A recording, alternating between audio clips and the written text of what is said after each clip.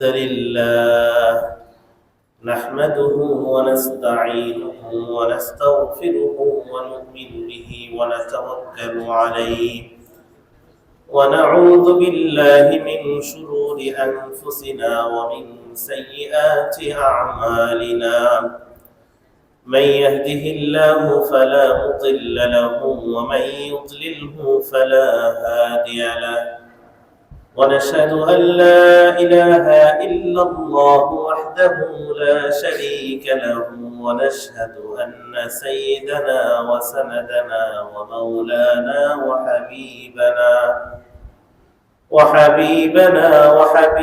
ربنا وطبيبنا وطبيب قلوبنا محمدا عبده ورسوله أرسله الله تعالى إلى كافة للناس بشيرا ونذيرا وداعيا إلى الله بإذنه وسراجا منيرا أما بعد فأعوذ بالله من الشيطان الرجيم بسم الله الرحمن الرحيم لن ينال الله لحومها ولا دماؤها ولكن يناله التقوى منكم كذلك سخرها لكم لتكبروا الله على ما هداكم وبشر المحسنين صدق الله العلي العظيم وصدق ما قاله النبي الكريم ونحن على ذلك من الشاهدين والشاكرين والذاكرين والحمد لله رب العالمين আমরা درود إبراهيم করি اللهم صل على محمد وعلى آل محمد كما صليت على إبراهيم وعلى آل إبراهيم إنك حميد مجيد اللهم بارك على محمد وعلى آل محمد كما باركت على إبراهيم وعلى آل إبراهيم إنك حميد مجيد الحمد لله معزز محترم আল্লাহ রাব্বুল আলামিনের কাছে শুকরিয়া আদায় করি যে আল্লাহ রাব্বুল আলামিন আমাদেরকে তার প্রিয় বান্দা হিসাবে তার অনুগত বান্দা হিসাবে জুমার দিন মসজিদে তারই ঘরে সালাতুল জুমআ আদায়ের উদ্দেশ্যে আসার তৌফিক দান করেছেন। কালিমাতুশ শুকর আদায় করি আলহামদুলিল্লাহ।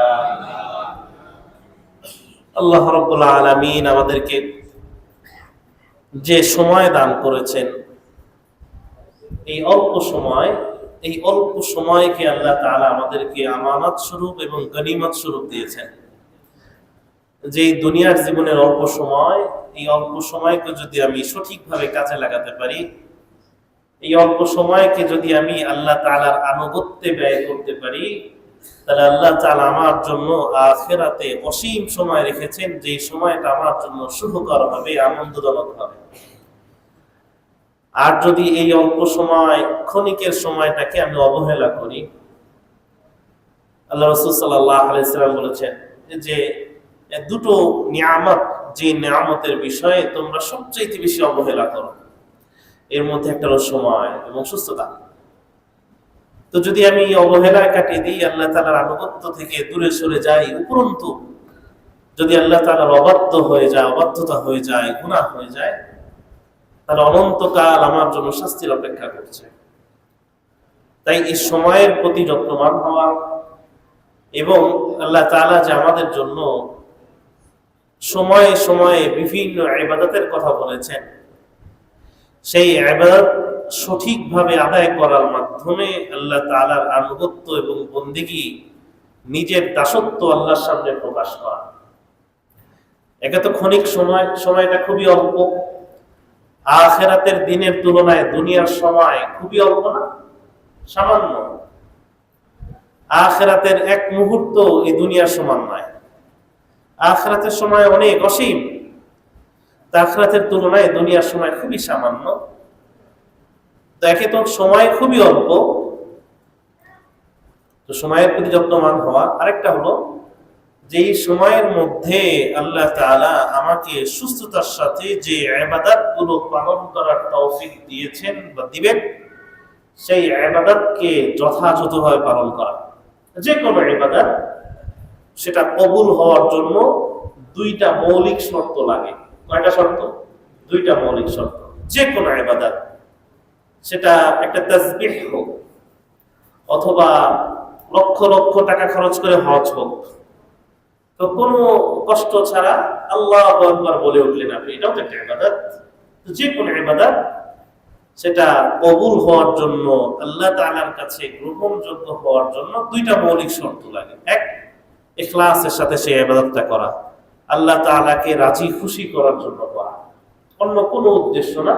আমি যেই ইবাদতই করব সেটা আল্লাহকে রাজি খুশি করার জন্য। পাশ দিয়ে একজন যাচ্ছে, তার কাছে আমি বুজুর্গ হওয়ার জন্য সুবহানাল্লাহ আলহামদুলিল্লাহ বলা শুরু করলাম, তো এটার মধ্যে রিয়া চলে আসলো না, লোক দেখানো চলে আসলো। খুবই সামান্য ছোট একটা ইবাদত, সামান্য না, প্রত্যেকটা ইবাদতই অসামান্য, কিন্তু কষ্টহীন, কোনো অর্থ খরচ হচ্ছে না, তবুও সেটার মধ্যে রিয়া চলে আসছে। আর মৌলিক ইবাদত, বড় বড় ইবাদত, সেগুলো যদি লোক দেখানোর জন্য করে, তাহলে তার কষ্টও গেল, অর্থও গেল, সবই গেল। তো যে কোনো ইবাদত আল্লাহ তাআলার কাছে মকবুল হওয়ার জন্য প্রথম মৌলিক শর্ত হলো সেই ইবাদতের সাথে ইখলাস থাকা, বিশুদ্ধ নিয়ত থাকা। সেটা হলো একমাত্র আল্লাহ তাআলার সন্তুষ্টি, ইবাদত কবুল হওয়ার জন্য। আরো সহজে বললে ইবাদত ইবাদত হিসাবে থাকার জন্য মৌলিক শর্ত। যদি কোনো ইবাদতের মধ্যে ইখলাস না থাকে, সেটা আর ইবাদত থাকে না, সেটা ইবাদতই থাকে না। নামাজের মধ্যে যদি রিয়া চলে আসে, সেটাকে নামাজ বলা যাবে না, সেটা এক্সারসাইজ হয়ে যাবে। যদি রোজার মধ্যে রোজার মৌলিক শর্ত লঙ্ঘন হয়, ইখলাস না থাকে, আল্লাহর জন্য না হয়, সেটা কি রোজা হবে? সেটা আর ইবাদত থাকবে না, সেটা হয়ে যাবে কি অভুক্ত থাকা, না খেয়ে থাকা। এমনই ভাবে হজ যদি কেউ লোক দেখানোর জন্য করে, ইখলাস না থাকে, সেটা হজই থাকে না, ইবাদতই থাকে না, বরং সেটা তীর্থযাত্রা হয়ে যাবে। যদি কেউ কুরবানি আল্লাহ তাআলার উদ্দেশ্য ছাড়া অন্য কোনো নিয়তে করে, সেটা হয়ে যাবে গোশত খাওয়া। আল্লাহ রাসূল সাল্লাল্লাহু আলাইহি ওয়াসাল্লাম বলেছেন, লাহমুন কদ্দাবাহু লিআহলিহি, সে তার পরিবারের জন্য গোশত সংগ্রহ করলো, এর বেশি কিছু না। তো যে কোনো ইবাদতের জন্য মৌলিক শর্ত হলো ইখলাস, কবুল হওয়ার জন্য এবং সেই ইবাদতের অস্তিত্ব রক্ষার জন্য। যদি ইখলাস না থাকে, সেই ইবাদত কবুল হবে না, সেটা না। আপনি বলেন কবুল না হলে সমস্যা নাই, আমার করব, ওইটা ইবাদতই থাকে না। আল্লাহু আকবার। আল্লাহ তাআলা আমাদেরকে যে কোনো কাজ, যে কোনো ইবাদত, প্রত্যেক ইবাদত একমাত্র আল্লাহর সন্তুষ্টির জন্য করা তৌফিক দান করুন। ইসলাম কত চমৎকার! কোন কাজ ইবাদত না, এতক্ষণ তো ইবাদতের আলোচনা হইল, হজ, কুরবানি, নামাজ, তাসবিহ, তাহলিল, কোন কাজ ইবাদত না। তো সেখানে যদি ইখলাস থাকে, তো সেটা ইবাদত হয়ে যায়। আপনার ঘুম, এটা মৌলিক কোন ইবাদত না, কিন্তু আপনি যদি ঘুমান এই নিয়তে যে আমি ঘুমাচ্ছি, আমি যাতে আগে আগে ঘুমাচ্ছি যাতে আমি ফজরের নামাজে শরীক হতে পারি, আপনার সেই ঘুমটা ইবাদত। খাবার দাবার কোনো ইবাদত না, কিন্তু সেটার মধ্যে যদি বিশুদ্ধ নিয়ত থাকে যে আমি খাচ্ছি যাতে শক্তি হয়, যাতে আমি নামাজ পড়তে পারি, আল্লাহ তাআলার ইবাদত করতে পারি, তাহলে এই খাবারটাও ইবাদত হয়ে যায়। তাহলে ইবাদতের মধ্যে যদি ইখলাস না থাকে, ইবাদত থাকে না, অস্তিত্ব নষ্ট হয়ে যায়। কিন্তু ইবাদত না, খুব সাধারণ একটা কাজ যেটাকে ইবাদত বলা যায় না, ইসলামের মৌলিক ইবাদত না, নফল না, মুস্তাহাব না, শুধু জায়েজ একটা কাজ, তবে জায়েজও না, যে কোনো একটা কাজ, হারাম কাজ না, গুনাহের কাজ না, সেই কাজটা যদি আল্লাহর জন্য হয়, সেই কাজের মাঝে ইখলাস থাকে, সেই কাজটা ইবাদত হয়ে যায়, বড় দামি হয়ে যায়, কারণ সেই কাজটা আল্লাহর জন্য করা। ইখলাসের কত গুরুত্ব, যে ইবাদত তো থাকতেই হবে। অন্য কাজ, আপনি একজনকে মহাব্বত করেন, আপনি পরিবার পরিজনের বাইরে আপনি আপনার অফিসের কলিগ, আপনি আপনার মসজিদের ইমাম সাহেবকে মহাব্বত করেন, খতিব সাহেবকে মহাব্বত করেন, আপনি আপনার পাশে কোনো দোকানদারকে মহাব্বত করেন, আপনি আপনার বন্ধুকে মহাব্বত করেন, এটা তো মৌলিক ইবাদত না? এদের কত বড় ইবাদত হয়ে যায় যদি সেটা আল্লাহর জন্য হয়। আল্লাহ রাসূল সাল্লাল্লাহু আলাইহি ওয়াসাল্লাম বলেছেন হাদিসে কুদসি, লা ওয়াজাবাত মাহাব্বাতি লিল মুতাহাব্বিনা ফিয়া, যে দুজন পারস্পরিক আল্লাহর জন্য মহব্বত করে, একে অপরকে ভালোবাসে, কার জন্য? আল্লাহর জন্য, দুনিয়ার কোনো স্বার্থ না। আল্লাহ তাআলা বলছেন তাদের জন্য আমার মহব্বত আবশ্যক হয়ে যায়। আল্লাহ তাআলার জন্য কোনো কাজ করা, সাধারণ কাজও অসাধারণ হয়ে যায়। খুবই সামান্য কাজ, যেটা ইবাদত না, সেটাও ইবাদতের মর্যাদা পায়। তো ইসলামের এই মেজাজটা বুঝতে হবে। আল্লাহ তাআলা আমাদেরকে সমস্ত কাজের মধ্যে আমরা যেন আল্লাহর জন্য করতে পারি, সেই কাজটা দামি হয়ে যায়। আর ইবাদত তো খুবই, সেখানে তো ফরজ। ইবাদতের ক্ষেত্রে ইবাদত যেটা আল্লাহ তাআলার জন্য, সেটা তো হতেই হবে, নতুন শিরক হয়ে যাবে, রিয়া হয়ে যাবে। শিরক আসগর বলা হয়েছে রিয়াকে। যেটা বলছিলাম যে প্রত্যেকটা ইবাদত কবুল হওয়ার জন্য মৌলিক এবং প্রথম শর্ত হলো সেই কাজ, সেই ইবাদত হতে হবে একমাত্র কার জন্য? আল্লাহর জন্য। দুই নম্বর শর্ত হলো সেই কাজ সুন্নাহ মোতাবেক হতে হবে। সেই কাজ মনের খেয়াল খুশি মোতাবেক হলে হবে না। সেই কাজ আল্লাহর রাসূল সাল্লাল্লাহু আলাইহি ওয়াসাল্লাম যেভাবে বলেছেন সেভাবে করতে হবে। যেভাবে তিনি নামাজ পড়েছেন সেভাবে নামাজ পড়তে হবে। যেভাবে কোরবানি করেছেন সেভাবে কোরবানি করতে হবে। যেভাবে হজ করেছেন সেভাবে হজ করতে হবে। যার উপর কোরবানি ওয়াজিব হয়েছে তাকে কোরবানি করতে হবে। তো সেই ইবাদতকে নিয়ম অনুযায়ী মাসআলা মাসাইল জেনে, ফিকহ জেনে বুঝে পরিপূর্ণ সুন্নাতের উপর অনুসরণ করে আমল করা। কোন সামাজিকতার দিকে না তাকিয়ে, লোকে কি বলবে এগুলোর দিকে না তাকিয়ে, ইত্তিবায়ে সুন্নাহ, রাসূলুল্লাহ সাল্লাল্লাহু আলাইহি ওয়াসাল্লামের সুন্নাত অনুযায়ী সেটাকে আমল করা। অর্থাৎ জিলহজ মাস চলছে, এই মাসের ইবাদত আল্লাহ তাআলার কাছে অনেক দামি। এটা হারাম মাস, এটা হজের মাস।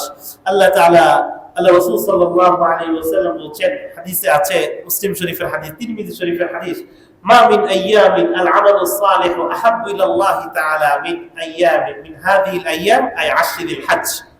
আল্লাহ রাসূল সাল্লাল্লাহু আলাইহি ওয়াসাল্লাম বলেছেন আল্লাহ তাআলার কাছে সবচেয়ে প্রিয় আমল হলো এই জিলহজ মাসের প্রথম 10 দিনের আমল।